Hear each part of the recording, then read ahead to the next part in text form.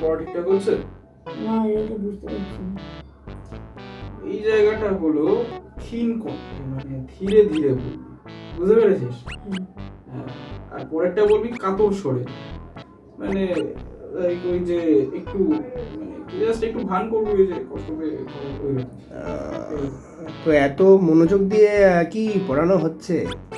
বিশ্বকবি রবীন্দ্রনাথ ঠাকুরের পেটে ও পিঠে নাটক। বাহ, রবীন্দ্রনাথ ঠাকুর। তো ও কোন চরিত্রে আছে? রবীন্দ্রনাথ ঠাকুরের পেটে ও পিঠে নাটকে ও কোন চরিত্র? তুমি বনমালী। তোকে বলতে বারণ করেছিলাম, বলে দিলি, কেন বলবি? তা বলেই যখন ফেলেছে তখন তো জিনিসটাকে রিভিল করতে হবে। আসবে আসবে, খুব শীঘ্রই কথা ও কাহিনী এন্টারটেনমেন্টে পেটে ও পিঠে নাটক আসবে।